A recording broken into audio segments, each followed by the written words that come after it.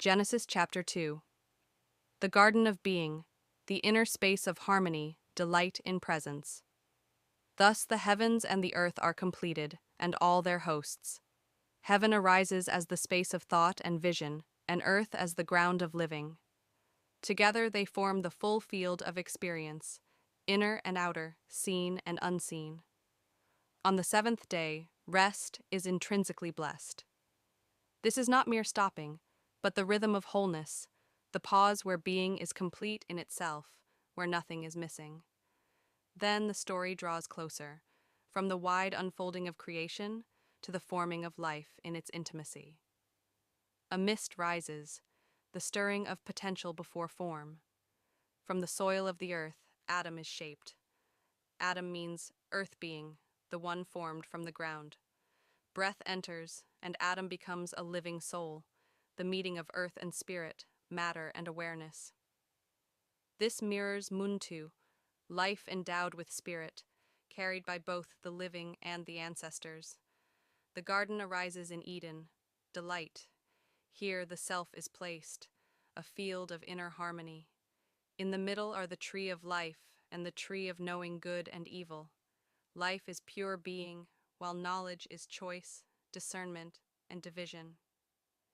To eat freely of every tree is to live fully in abundance, but to eat of the tree of division is to lose innocence. For once judgment awakens, the simplicity of pure being is veiled. Rivers flow from Eden, dividing into 4 streams.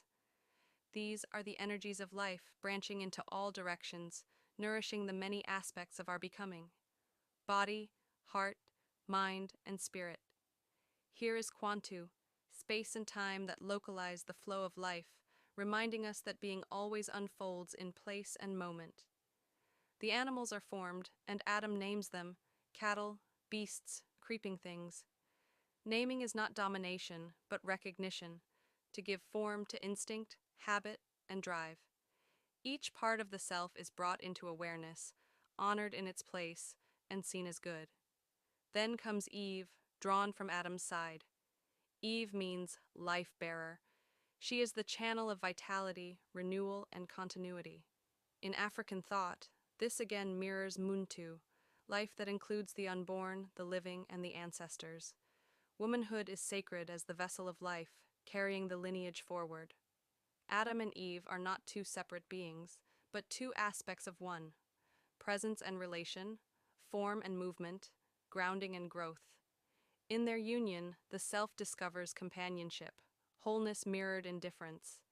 As in Ubuntu, umuntu ngumuntu ngabantu, a person becomes through others. Finally, man and woman stand together, naked and unashamed. This is the state of transparency, of life lived without masks, where being is present to itself in simplicity.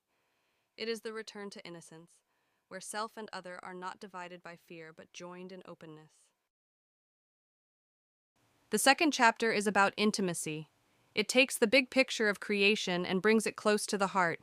Here, humanity is shown as Adam and Eve, not 2 different creations, but 2 sides of the same human story. Adam is the earth being, grounded and steady. Eve is the life-bearer, movement and growth. Together, they show us that humanity is both grounded and relational, presence and movement, earth and breath, form and life. The garden is a picture of harmony, a space where being can delight in itself. At its center stand 2 trees. The tree of life is simple presence, being as it is. The tree of knowing good and bad is judgment, the splitting of experience into right and wrong. As long as we are caught in judging life as good or bad, right or wrong, we lose the simplicity of just being. This chapter reminds us that life is fullest when lived from being, not from constant judgment. From Eden flow 4 rivers, carrying life in every direction. One brings inner treasure. The gold and precious stones are symbols of what is enduring and valuable within. Another carries vitality, the energy to create and act. Another brings clarity and direction, helping us find our way.